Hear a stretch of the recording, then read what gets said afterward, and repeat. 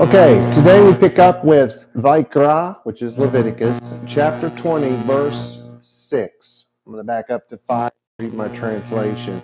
Then I will set my attention against that man and his family and will excommunicate him, i.e. cut him off, and all adulterers like him who commit adultery with Moloch from the midst of their people. And this is, of course, the thing being called adultery there is those people sacrificing children to Moloch. And no, it did not come with a death sentence. It came with a cut them off, an excommunication sentence, which we find out that that's what means, is to be cut off. I wanted to point that out again this week in case you missed last week. The volume was a little wonky on that on YouTube. It was loud, then it was quiet. Then it was loud, then it was quiet. That's why I have a different mic this week. Don't know what that's about. Don't know if you guys are experiencing that live or if that's just when they compress the video that's happening. I don't know.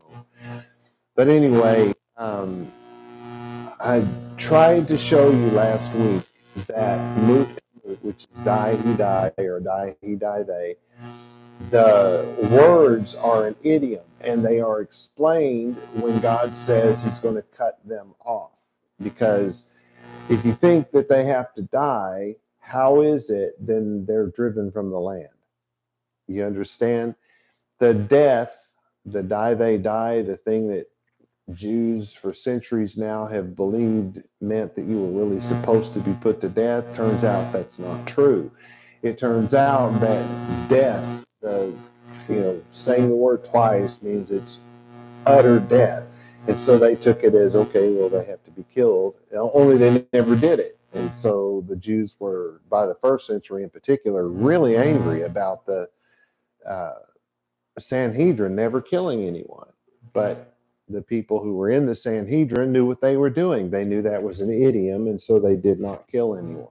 The ultimate death is to be cut off from your friends, your family, your country, your people. That's die, they die. That's for them to be cut off. It doesn't have anything to do with an actual death. And I pointed out last week that Maimon and even Ezra talked about how God never intended to kill anyone in the first place. Well, on the one hand, they're right. He never did, but he never said he was going to. So he was not mean and vindictive and making threats to these uneducated peoples. That was not the case. All right. So picking up with verse 6, very, very literal English. This is just an English word for each Hebrew word. It would say it this way: and the soul that shall turn to the soothsayer and to the sorcerer to adultery after them, and gave them faces my in soul, it's the she, but that means these, and cut off with he from midst people he. Okay, so it's veha nefesh, and the soul. And the way it's used, you find this in English as well. How many souls were on board the plane? How many souls were on board the ship? We used to talk like that all the time. If that's the way this is talking, the soul is just a person. It doesn't really mean the innermost part of a person or something like that. Well, it can, but not always. Usually it's just those people. That's a polite way to say those people. All right, this is Asher Tifnei, that shall turn. So those people, the souls that shall turn, and that's to turn oneself. You're going this way and you turn and go that way, right? So it's of the turning of something, which means to, T-O, that turn to ha'avot, the soothsayer. This one and the next, because you can't be totally sure soothsayer is because it says it's a bottle, a vessel, so called from carrying water. Well, what's that got to do with a soothsayer? Well, it's also to mumble of a soothsayer who invokes the names of the dead by the power of incantation songs in order to give as to future or doubtful things. Now you realize that happened in the Bible, right? That the king Shaul, they call him Saul, I think, in English. He went to a soothsayer, and that soothsayer conjured somebody up, and that person said something to him, right? Or that spirit of that person, or however you're going to look at that. So it's real. How you explain it, how you do it, I have no idea. But that's pretty much what we think of in modern terms as a soothsayer. It is saying, don't turn to that. And this is ve'el, and to, or to, ho yironim, the sorcerer. They say properly knowing.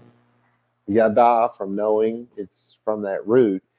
It's knowing, it's of a wise person, hence a prophet or a wizard, always used in a bad sense of false prophets, a spirit of divination, a spirit of python, that's the name of a snake, with which these sorcerers were believed to be in communication.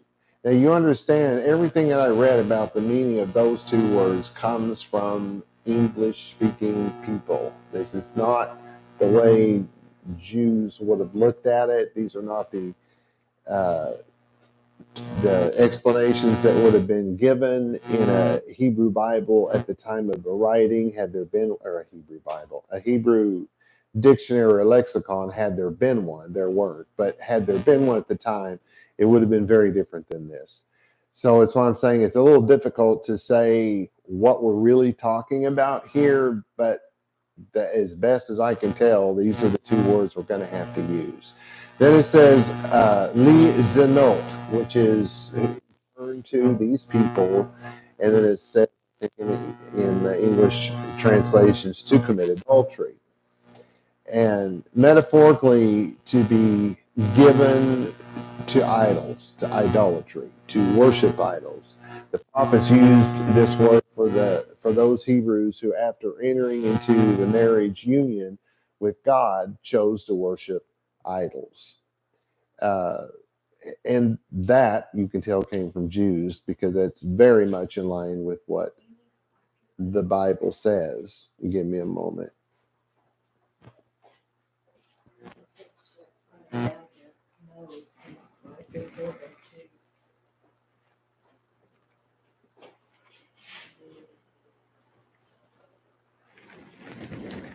Hookitoke. All right. Trying to. It's really, really hot in here. The heater isn't on or anything, but we're in Texas. It's like 1,000 degrees in the middle of winter. Anyway, so we're looking at this word adultery, and it's literally to commit adultery against God is to worship another idol. There's a lot more to that, though. If going to your favorite football team to watch them play instead of going to synagogue is something you do, you're involved in idol worship. If your relationship with your family is falling apart because you're drinking, you are an idol worshiper. These are not acceptable things. There's nothing that can be more important than God. So that kind of idol worship is a higher level than what I just spoke about drinking or drugs or whatever. Whatever is it that you do that's tearing your family apart, that thing is more important to you than your family is. So it's a form of idol worship. And when you start skipping your synagogue and you start skipping the feasts and things like that, whatever it is you're skipping it for has become your idol, and you become guilty of adultery. So then it says acharehem, which is after them, who go chasing after them. Venatati, and that's from Natan. It's to give to cause to receive, to place into somebody's hands, to give over somebody else's authority. Essentially, that's what you're doing here. If you're going to these soothsayers, you're giving over the power of God over your life. You're giving that essentially over to the soothsayer and the whatever I said, the wizard, whatever I said about the other guy or the other person. And this is et panai, that's God saying my faces. Remember, he says it in plural because he's alive, not because he's a trinity. Ba nefesh, now we're going in the soul. So this can still be talking of the person who's doing this, or at this point would more likely be going deeper, the breath, the anima by which a body lives, that sort of thing, what we think of as the part of us that lives on after we die, the soul. But we'll see. Then it says hahi, which is the she, so that means in English we say these, these, these. VaYiqra, and cut off. All right, so now we know that the soul is the person, not the deep part of it's the person. That soul is to be cut off. And again, even though I've said this just a minute or three ago, when we talk about being cut off, it's the exact same thing as die, they die, moot and moot. It's the idea of you're going to be cut off from your friends, your family, your country, your people, your God. You are utterly cast out. And remember earlier, God said this happens because your soul is gone. If you're going to do something like this, your soul is so far gone that there's a New Testament scripture, I don't remember where, but it says something about he'll turn their souls over to the reprobate mind or something. I forget how it says it in English, but you guys probably know. That's what we're talking about here.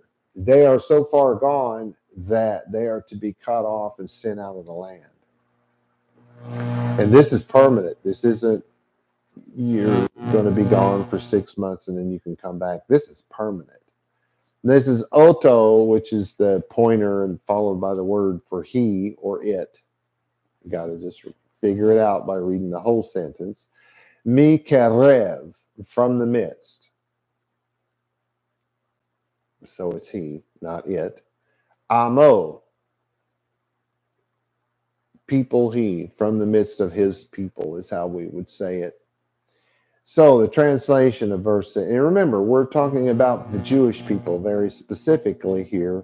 This law is not going to be applied to other peoples. So it's the Jews and their proselytes. God's already made that clear at the beginning of this chapter that we're, of course, that's all this law is pertaining to as far as the people carrying it out. Now, if you're from outside of that country and they expel you from that country for this reason, they are fully within their rights to do so. But they are not allowed to go over to another country, like, say, America, who does not have these kind of laws, and enforce them. This is to be enforced in the land of Israel while the children of Israel are in control of that land, right? Which is always supposed to be the case. God did not give it to them to take it away. All right, so 6. And the soul who shall turn to the soothsayer and the sorcerer to commit adultery with them, I will set my attention against, that's the pane part, the soul, and excommunicate him. Cut him off from the midst of the people. Excommunicate him. Verse 5, split the phrase and cut off he from midst people he into 2 parts. The first was and cut off he, and the second part was from the midst people he.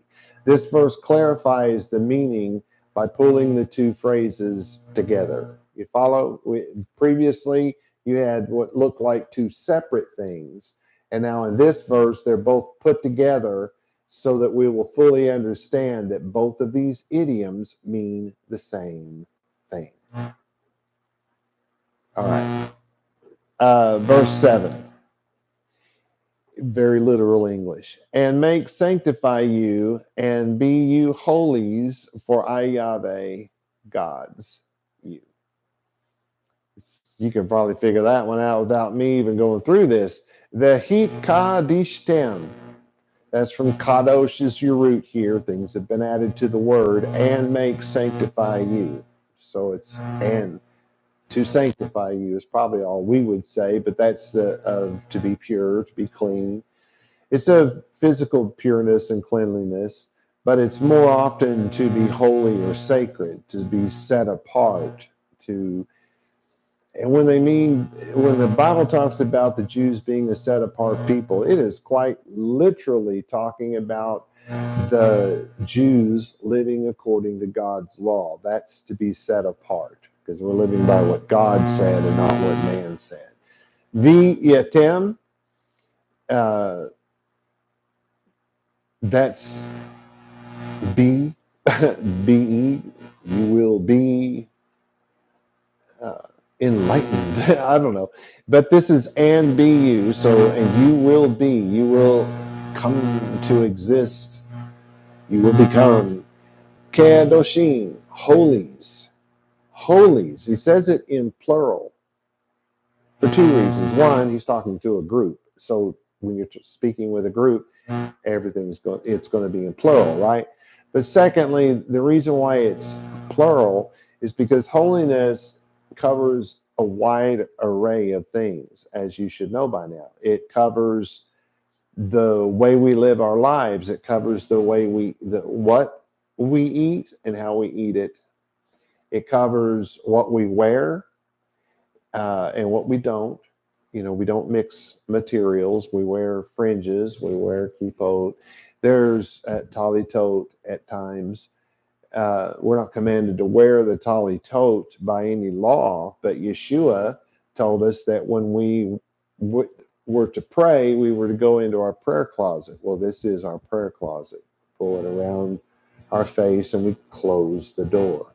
That's exactly what he was talking about. So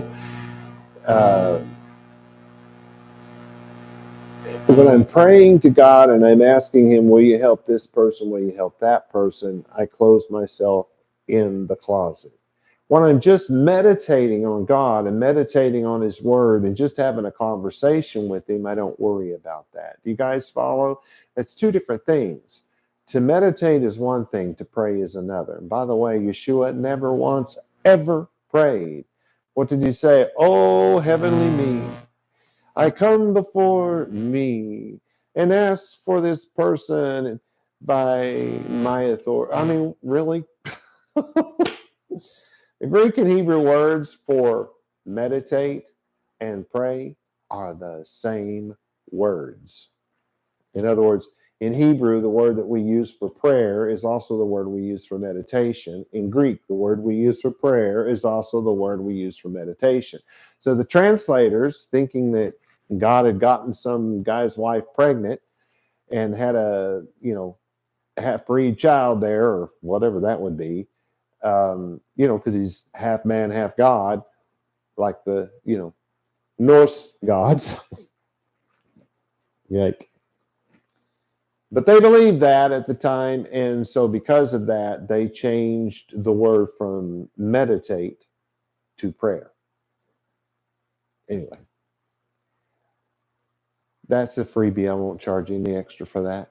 Then it says, Ki ani, for I, Yahweh, says uses his proper name, Elohechem, I am your God. So he's talking to the Jews, right?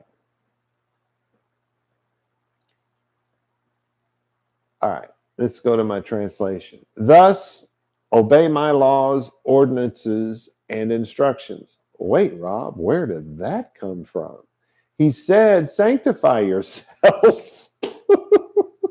What do you think that means? It does not mean that you can just go over and say, oh yeah, me and Jesus, we got a good thing going, or me and God, we got a good thing, or me and Maimon, or whoever the heck you follow. No, that's not what that means. To be sanctified, to be purified, to be holy is to live a Torah observant life. Pure and simple. So Thus, obey my laws, ordinances, and instructions. Purify yourself, in other words, and be set apart and be kodashim, be holy. The other reason for the plural, because it's laws, ordinances, instructions, lifestyle, lots of things that come together and make us holy, sanctified. Because it says after that, for I, Yahweh, your God, or we might say, am your God. For I am Yahweh, your God. Yeah, that's a good way to say it in English. I like it. All right. Boy, I'm ripping through. It's pretty good. Okay, verse 8 very literally says, and guard you ordinances my, and do them with them, I Yahweh from holy you. Oh, he's going to reinforce what Rob just said. I wonder where Rob got that. Anyway, it helps when you read ahead. It says, U shamartem. That's from the word shamar, not shama. Shamar, which is to keep, to watch, to guard in a narrower sense,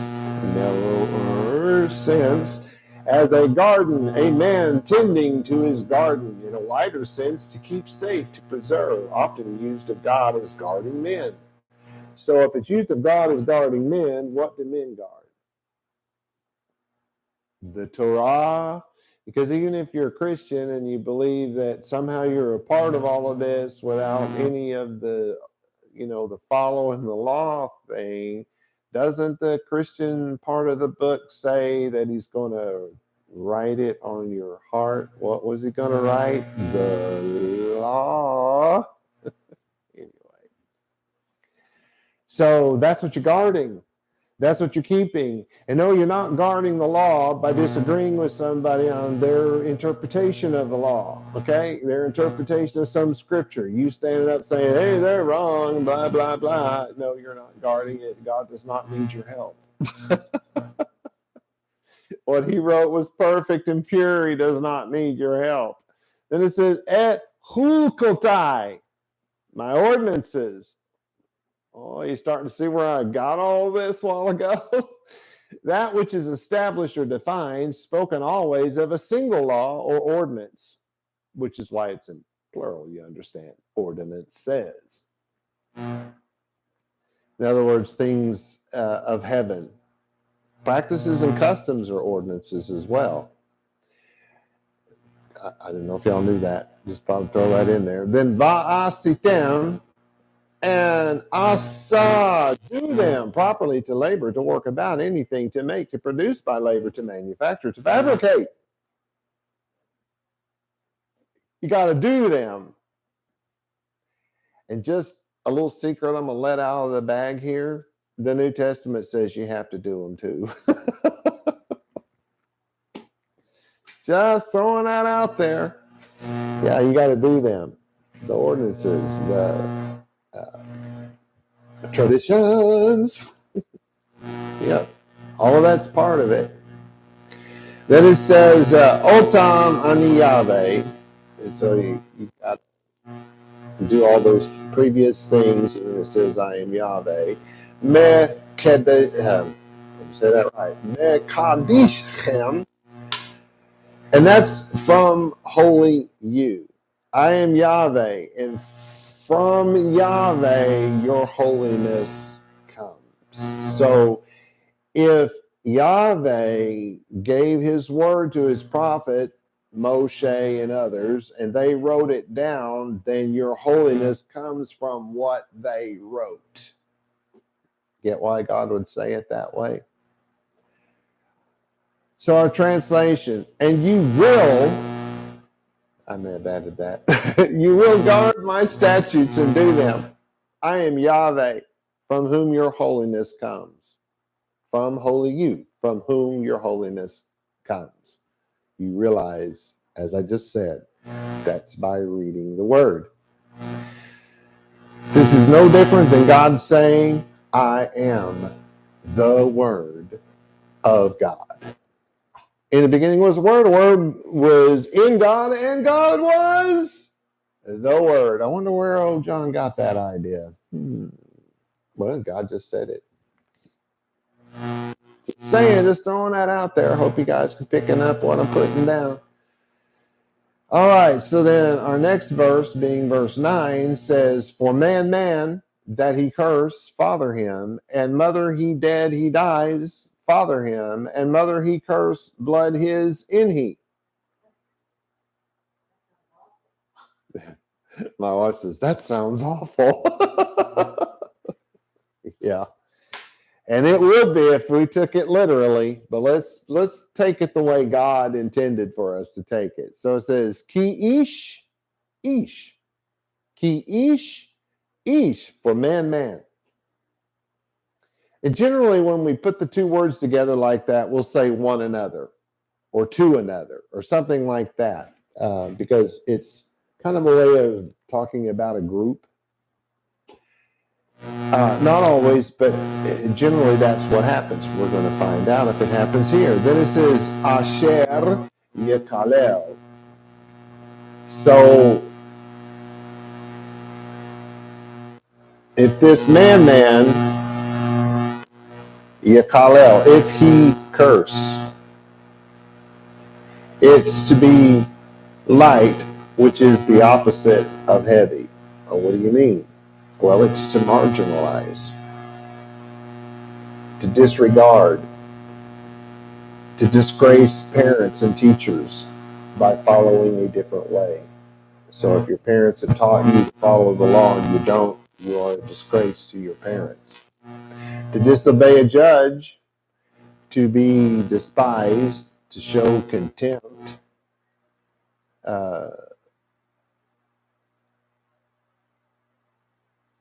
Then it says, et aviv,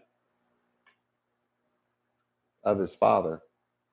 So if he marginalizes, despises, shows contempt of his father, the man. There's a lot to this idea of father and why in the explanation of curse, was it parents or teachers? We need to know this about the father. It's used of the founder or first ancestor of a nation, like Abraham is the founder of the Jewish nation, even though he was not a Jew. But he did found the Jewish nation. That makes him the father of it. The person who was called in Genesis 40:21, or 4:21 rather, the father of all who handle the harp and pipe is, I don't think it gave his name, but he's the guy that invented it. So he's the father of it. And in a good sense, God is said to be the father of man, from the notion of originated from him. He actually created us. Teachers are endued with divine authority, are addressed by the Father, respect. And yes, this goes all the way back to early biblical writings. The teacher was called the Father. Then it says, Ve'et imo. Wow. So if he's marginalizing his parents, if he's showing contempt for and that sort of a thing toward his father and his mother. Mut yumat. I think I keep saying Yamut, don't I? Mut yumat is the right way to say it. Well, you could say it the way I did say it. It'd be the same thing. Anyway, to die, to kill, to be killed is used of death. A man and a beast.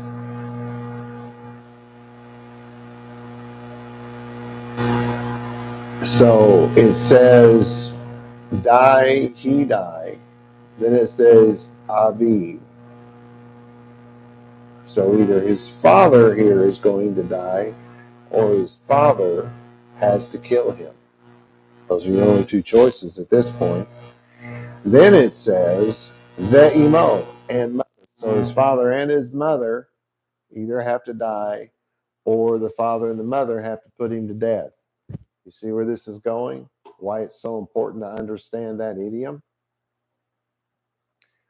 Kilel, That's your word for curse, to be light, which is to marginalize, to diminish, which is also a marginalization, to disregard the parent's teaching, to follow a different way, to disobey a judge or a parent, it wouldn't make any difference, to show contempt. Then it says, damai, blood his. So we have literally three idioms here. It says both, in he. It sounds like it's not come or go, but it's the they followed by the bob, in him.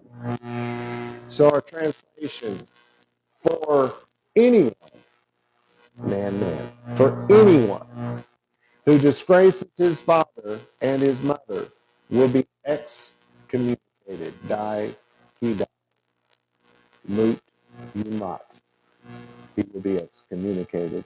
His father and his mother will disregard his existence. They will curse his blood. Onkelos' vaYiqra by Drauzina Wagner says the following. Why is the command repeated twice in the passage? Even Ezra disagrees and contends that the mode of death cannot be ascertained by the plain meaning of the Hebrew words, but only from oral tradition. Onkelos' Katla Chayav is nothing more than an explanation of the metaphor. I say idiom, they say metaphor. We're all saying the same thing. This does not mean that the parents are to kill their child. For one thing, how do you curse their existence if they're dead? He wants to curse the existence. They can't exist if they're dead, right? You guys follow what's being said here? Parents have to instigate this excommunication. Does that mean that the kid can't grow up and see that his ways and get right back on the right path and all that? No, we're just talking about what you do when your child reaches this point. You see why it's so important that you as a parent are supposed to raise those children up in the way that they ought to go? Because if you do that, this probably won't happen. Anyway, our next verse, what are we on, 10, in literal English. And man that he adulterer, wife man that he adulterer, with companion he dead, he die, the adulterer and the adulteress. So it's the ish and man, asher yineaf,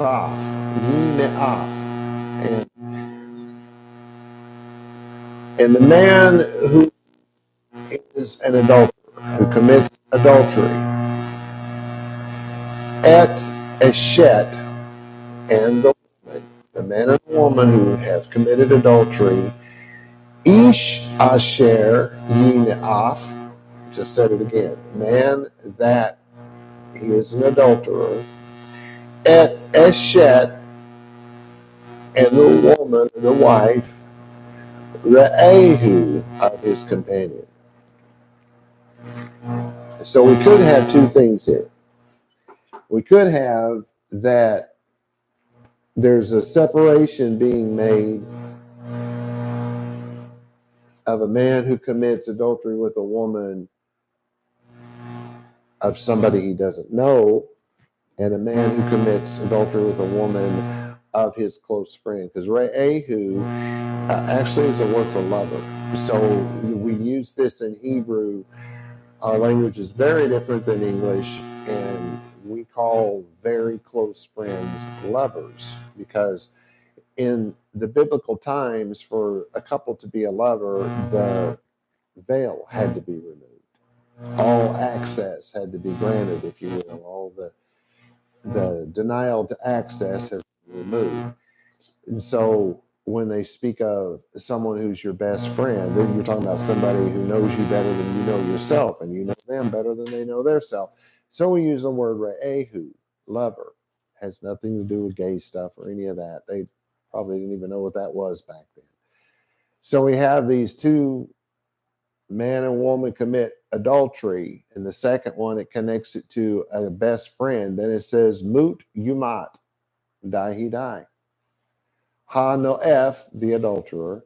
Veha no Afet, and the adulteress.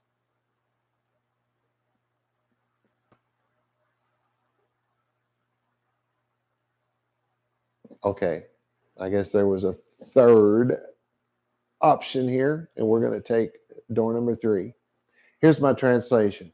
A man who commits adultery with a man's wife, because his adultery was with his neighbor's wife, both will be excommunicated, the adulterer and the adulteress. Now, there's a story in the New Testament where a woman supposedly caught in adultery is drug out in front of Yeshua. There's an angry crowd. They're just looking to kill anybody they can because, that mob mentality thing can quickly turn to people being killed. We've seen it right here in our own country, and it had nothing to do with the religion, But they bring this woman out. The man's not with her. And you hear people say, oh, yeah, they were trying to trick Yeshua and all that because both people had to be put to death. No, both people had to be excommunicated. God did not put people to death because they committed adultery. They were excommunicated. And here he's separating out just regular adultery, because you have the adultery with idols, which is adultery against God. You have adultery with two people that maybe they're not married, or that's not the wife of a friend or whatever. You have that one. And here we're being very specific about you just committed adultery with your best friend's wife. So Yeshua is faced with this, and after he said, him without sin cast the first stone, everybody leaves because they know good and well you don't convince anybody that you're without sin. They all know you. It's a small town, And so they all leave, and Yeshua says to the woman, where are your accusers? And she's like, oh, they all left. He said, well, I don't accuse you either. And he let her go. If God's law was such that she was literally to be put to death, then she would have been put to death. But you got two problems here. One, God doesn't say they're supposed to be put to death. And two, where are your witnesses? That's Jewish law. They had to be witnesses, so they would have had to be in the room. And you don't have that. And then where is the guy? Because they're both supposed to be cast out. Well, you didn't have any of the above. And so there was no accusers. There were no witnesses. There was no evidence of a crime actually committed. Go and sin no more, he said.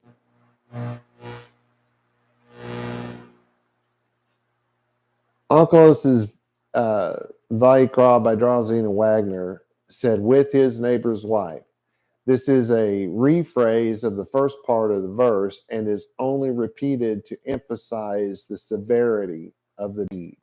Even Ezra said that. I totally agree with him that it did not need to be said twice. The man and the woman did not need to be said twice. It was said twice because there's a higher level of this is really bad. It's one thing to commit adultery with somebody that is not connected to somebody you know. It's really bad when you do it to your best friend. So we are definitely in agreement on that concept. All right, so we're moving on to 11.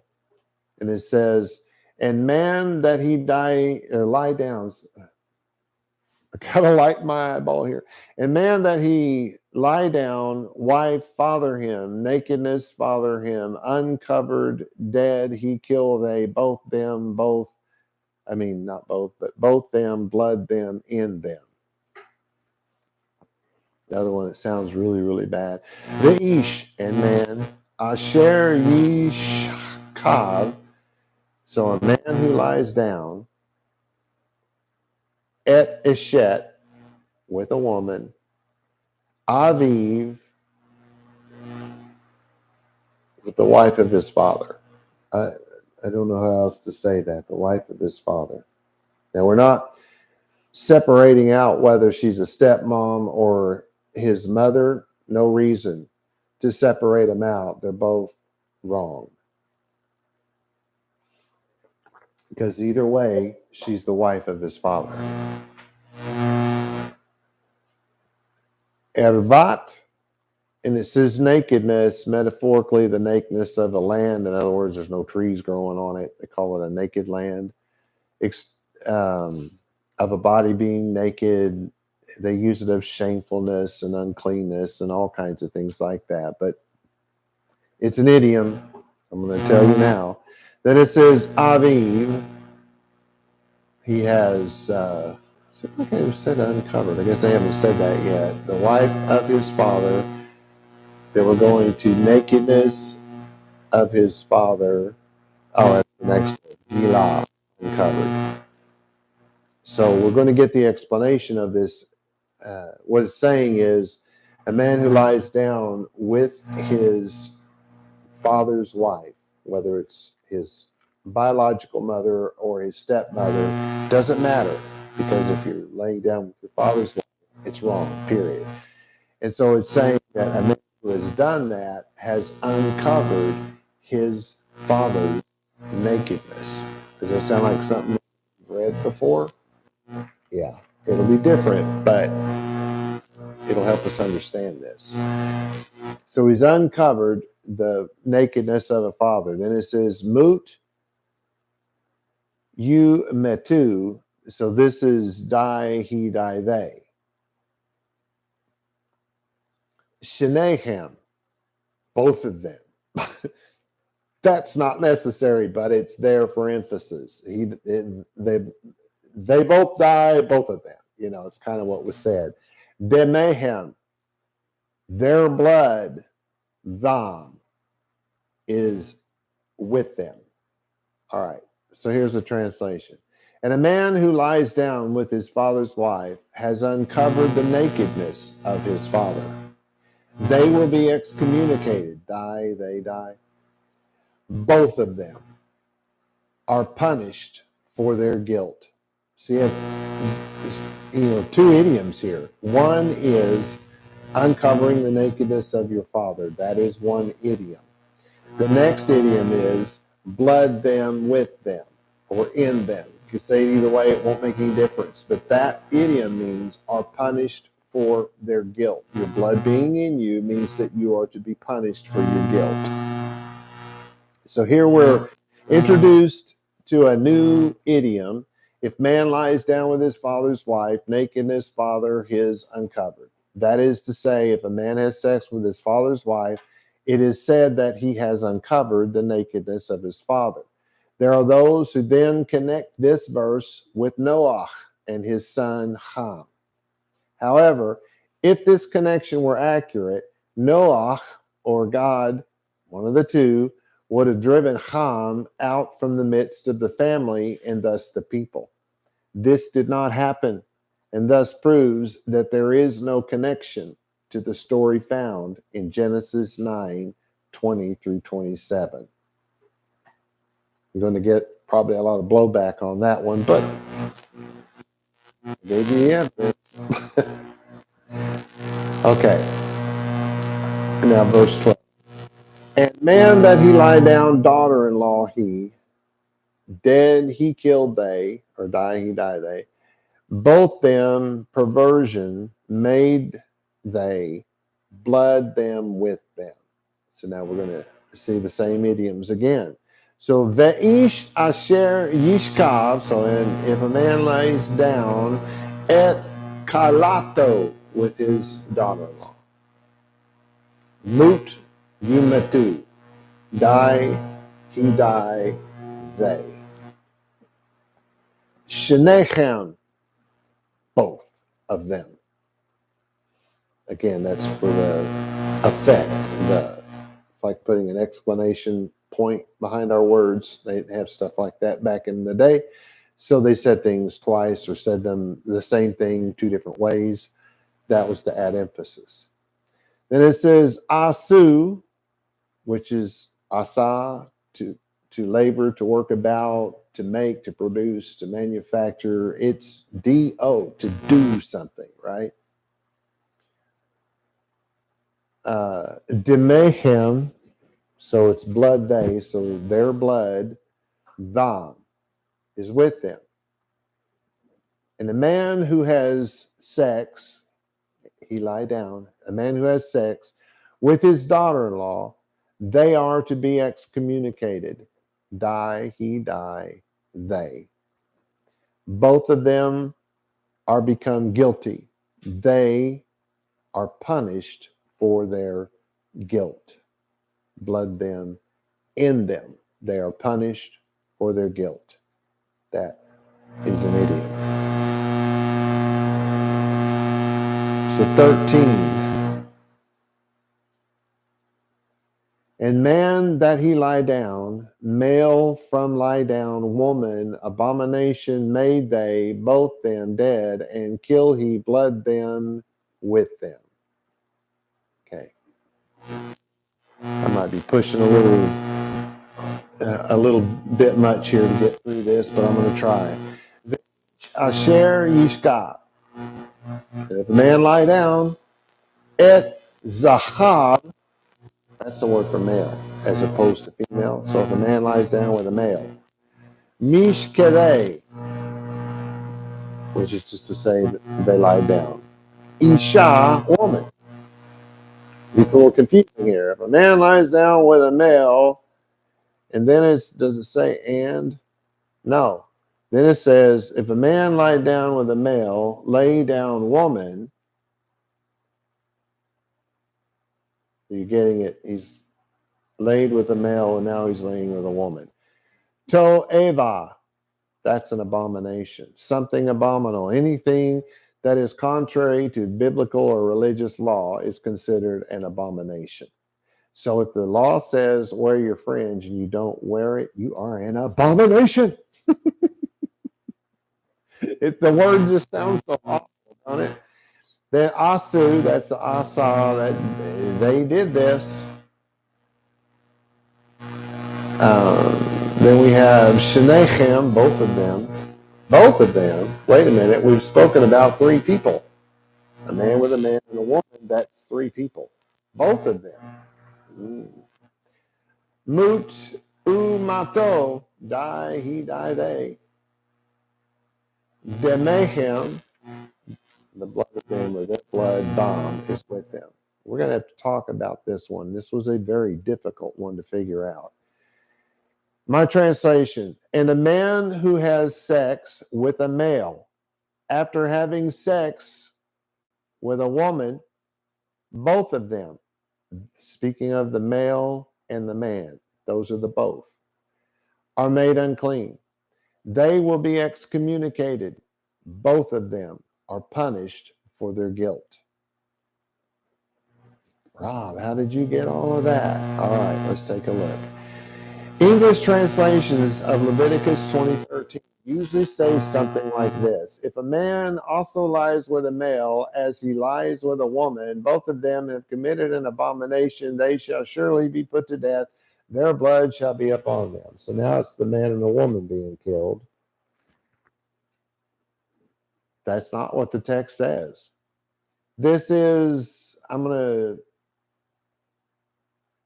to show you, go to the screen or computer, I don't care which. All right. This is the Hebrew text, which is the English translation. This is not the Hebrew text in your Bible. So, Reish, Asher, Shachav, Am, Ar. You see this? I've added it in red. Am is not there. The kaf, the ke, the end of this is not there. This is what I have to do. The Hebrew match the English. To say with a male, the Hebrew text would be im zahar. Im zahar. right? Because we're going right to left in Hebrew, im zachar, but we go left to right in English. Or im ish, or it can say ish im zachar. Either way doesn't make it. That's if you want to say with a man. To say as he lay down, the Hebrew text would have to add the cough in the front, the K sound, and the VO sound at the end of the word. That has to say as he lay down with a woman. That has to be there, but guess what? It's not there. The problem with the English translation is none of the red Hebrew letters are actually in the biblical text. Thus, the English translation is utterly wrong. Okay, go ahead, back to me. The last three Hebrew words are all masculine plural, which means that there is no penalty for the woman. That's how I know whether it's the man and the man or the man and the woman. And if it is the man and the woman, which man is it, right? No, it's the man who's with the man, then went with the woman. So it's both of the men. The woman has nothing to do with it. We know this simply by basic Hebrew grammar. It's all masculine plural. And when it's all masculine plural, it's of men, not the women. That's how we know. This verse will clearly show that a man cannot have sex with a woman after he had sex with a man. It does not condemn homosexual sex. That has nothing to do with this. Well, maybe a little. The verse does not say as with a woman. It says after having sex with a woman. Thus, there is no condemnation of or limit to homosexuality. It's just not there.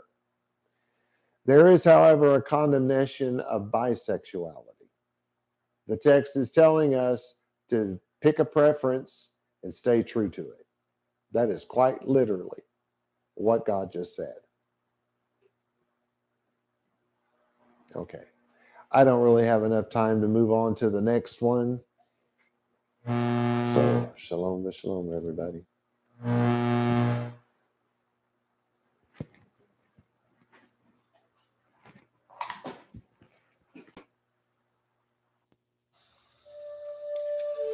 The blessing, vaYiqra. Yevarecha Yahweh v'yish merecha.